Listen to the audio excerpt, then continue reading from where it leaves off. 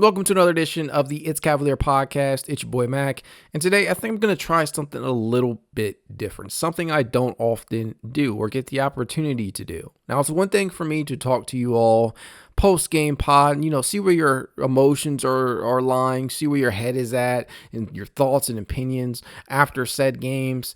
But this honestly is gearing up to be a really, really big offseason. We're hearing rumors from here, there, everywhere. We're hearing so much shit being said, whether it be Donovan Mitchell or Darius Garland or JB Bickerstaff or Jarrett Allen or Evan Mobley or Isaac Okoro for that matter. There are just so many different things that are being flung about on the rumor mill. And one of the things I wanted to do is just come on here and ask you guys how you are feeling about it all. So I'm going to ask a series of questions. Then I'm going to ask you to record your answers in the comment section below. And the thing I think I'm going to start with here is the most obvious, right? Let's start with JB Bickerstaff, a man that he seems to be quite limited in specific areas, mostly on the offensive side of the ball. We already know that this man is a pretty damn good defensive coach. He's gotten the most out of this group in many different regards on that end of the floor. That really, honestly, in my opinion, if you take a look at what this defense has been able to do over the past couple of seasons, that cannot be argued. A lot of the problems are on the offensive side of the ball. The rotations, the lack of awareness in regards to calling timeouts, the lack of proper ATOs at times.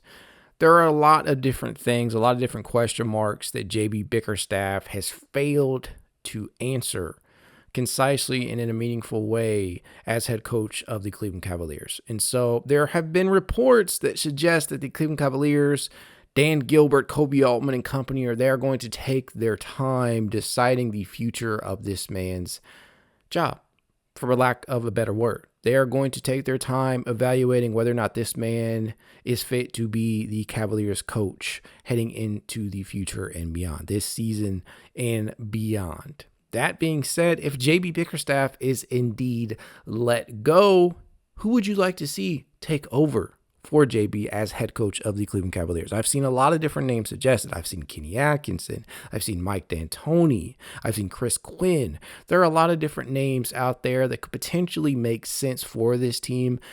But for me, as long as they go into this, if they end up letting go of JB, if they go in and look at it as, hey, we need somebody who can maximize this team on the offensive side of the ball, That's what I want. That's the direction that I would like them to go in.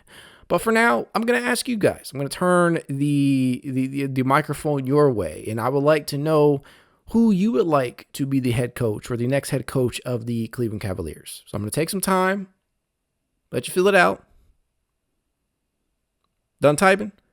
Okay, let's move on to the next question. The next question, Darius Garland. That's probably the next domino to fall outside of Donovan Mitchell. Donovan Mitchell is really the big shot caller here. He has a lot of power in regards to the future of this team via his possible extension with the team.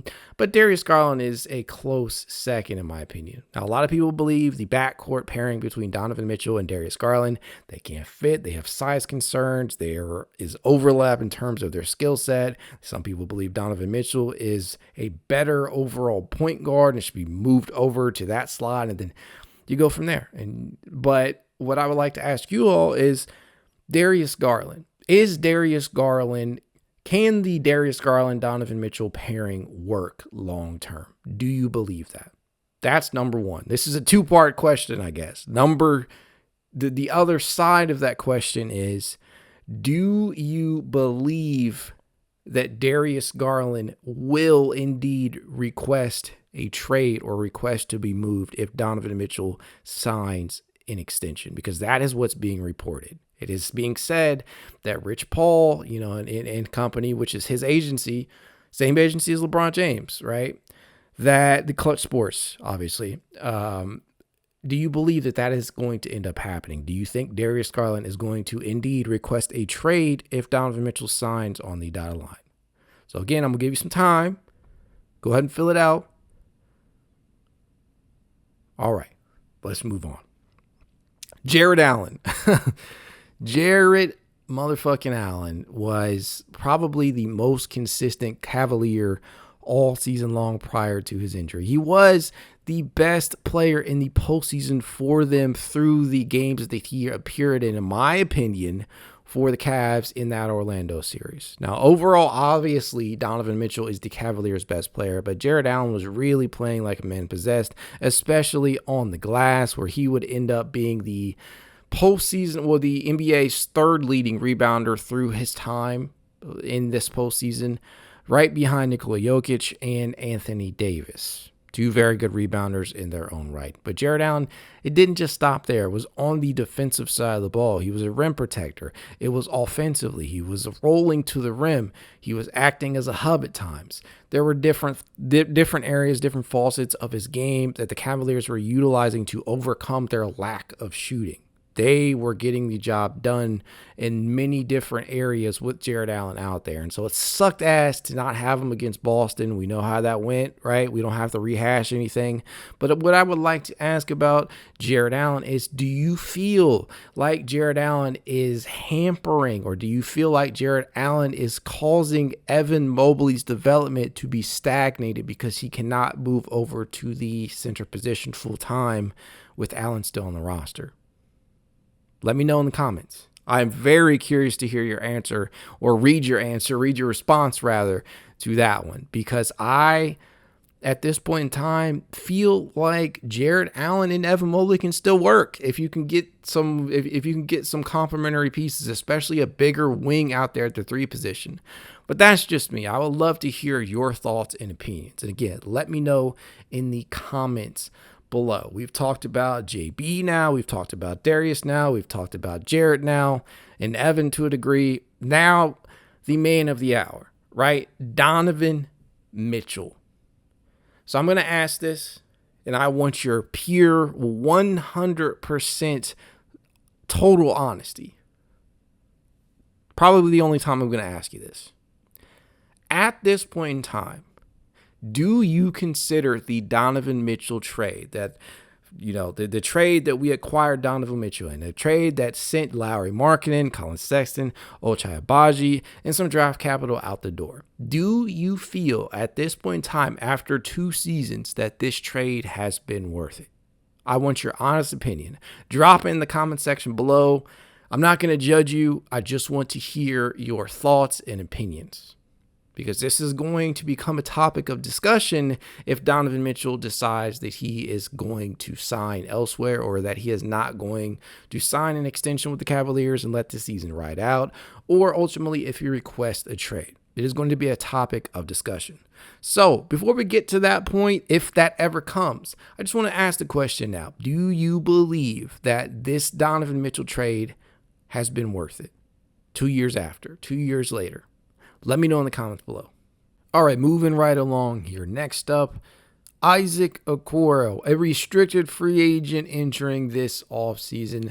Look, there is no other way to say it. I remain a huge fan of Isaac Okoro, but even me, who people consider to be wearing wine and gold tinted glasses all the time, I can admit that he did not show up at all from an offensive perspective in this year's postseason. Now, his work on the defensive side, that is another conversation. I thought he fared very well at a disadvantage, often playing power forward out there. But the one thing that we all can admit to ourselves, even if you are the biggest Isaac Okoro fan out there, even if you're Isaac Okoro yourself and you're watching this, although I know you're not, he did not get the job done from an offensive standpoint. The Orlando Magic and the Boston Celtics afforded this man light years, 10 million, miles of space between him and his defender. Obviously, that's an exaggeration, but they gave him so much space to operate. Anytime he was out on the perimeter, anytime the ball was kicked out his way,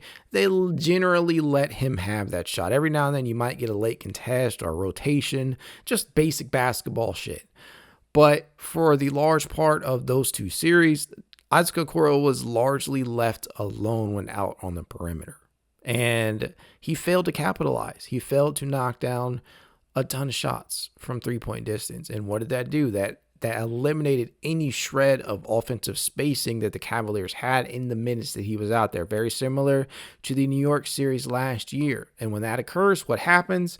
He gets pulled. His minutes get diminished, and he's playing a smaller role, even though he's starting. And that's exactly what happened during this postseason run against the likes of the Orlando Magic and the Boston Celtics. Now, I thought in game one, he came out and did an especially good job making sure to take advantage of the space that they were giving to him. If I'm not mistaken, he went 3 of 8 from three-point distance in game one against Boston. But it was basically all downhill from there. Is he capable of making the occasional three? Yes. Is he coming off the best three-point shooting of his career? Yes. But can he do it consistently, and can he do it when it matters? And most importantly, can he do it with enough volume? These are all the questions that Isaac Okoro has failed to answer as the most important time of this season approach, and that is the playoffs. He did not do that. And so entering restricted free agency, I'm very curious to see how these negotiations play out for Okoro, who, again, like I said, I remain a huge fan of. That said, I can understand many of the arguments being made upon not bringing him back or setting a specific price point about what you would feel most comfortable with offering him before just letting him walk. And so my question to you all, in the same line of thought as we've been doing this whole time, this exercise, is, one, do you want to bring Isaac Okoro back? And two, what is the number that you would feel comfortable with bringing him back at? Let me know in the comments below. Alrighty. That I cannot wait to read your responses to. This should be a fun little exercise here. I'm not going to hold you guys. I'm going to let you go. As always say, if you'd like to reach out to me, you know how you can. It's Cavalier_pod on Twitter, TikTok, Instagram, YouTube, and more. Again, if you'd like to support the channel in a small but meaningful way, consider becoming a paid member over on Patreon. I'm going to drop the link in the description. You guys do not know how helpful that is. I love the Cleveland Cavaliers, and I will continue producing content on the Cleveland Cavaliers regardless if you become a member or not. But I'm going to tell you, it helps. It definitely helps. It makes the time spent to do these little things all the more worth it. That said, go Cavs. Have a good one.